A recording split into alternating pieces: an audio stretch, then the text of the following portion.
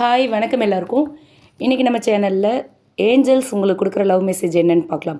உங்கள் love relationship பற்றி love angels என்ன சொல்கிறாங்க அப்படின்னு கேட்கலாம்.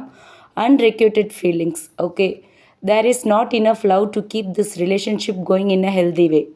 ஓகே, இந்த கார்டு மூலயமா லவ் ஏஞ்சல்ஸ் என்ன சொல்கிறாங்க அப்படின்னு பார்த்தோன்னா, உங்களோட லவ் ரிலேஷன்ஷிப்பில் வந்து ஈக்குவல் கிவ் அண்ட் டேக் இல்லாமல் இருக்கலாம். ஓகேவா? ஒருத்தர் அதிகமாக முயற்சி பண்ணுறாங்க, அதிகமாக ட்ரை பண்ணுறாங்க, அந்த மாதிரி இருக்கும். இன்னொருத்தங்க வந்து ரெஸ்பாண்ட் பண்ணாமல் இருக்கிற மாதிரியான ஒரு எனர்ஜி தெரியுது. இது வந்து இம்பேலன்ஸான லவ். இது வந்து லாங் டேர்மாக ஹெல்த்தியாக இருக்காது. இந்த மாதிரி இருந்துச்சுன்னா இது வந்து ஒரு லாங் டேர்ம் ரிலேஷன்ஷிப்பாக, ஒரு ஹெல்த்தியான ரிலேஷன்ஷிப்பாக இருக்காது அப்படின்னு சொல்கிறாங்க.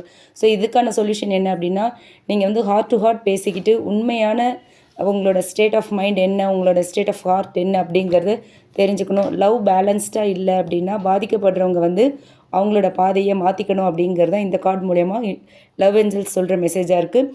செப்ரேஷனில் இருக்கீங்க, இல்லை நோ கான்டாக்ட் பிரேக்கப், இல்லை ஒரு காம்ப்ளிகேட்டடான சுச்சுவேஷனில் இருக்கீங்க அப்படின்னா உங்களுக்கான மெசேஜாக இதுலேருந்து என்ன தெரியுது அப்படின்னா, ஒருத்தர் மட்டும் ஒரு லவ் ரிலேஷன்ஷிப்பை ஹெல்த்தியாக கொண்டு போக முடியாது. ஓகேவா? ஸோ லவ் ஏஞ்சல்ஸ் என்ன சொல்கிறாங்க அப்படின்னா, இந்த மாதிரியான ஒரு லவ் ரிலேஷன்ஷிப்பை நீங்கள் பிடிச்சி வச்சுட்டு இருந்தீங்கன்னா அது உங்களை தான் ட்ரெயின் பண்ணும் அப்படின்னு சொல்கிறாங்க.